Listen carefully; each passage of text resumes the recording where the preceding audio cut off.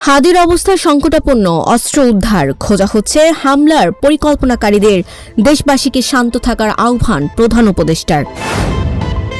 আয়নাঘরে গুম নির্যাতন মামলা, 12 সেনা কর্মকর্তার বিরুদ্ধে অভিযোগ গঠনের আদেশ আজ।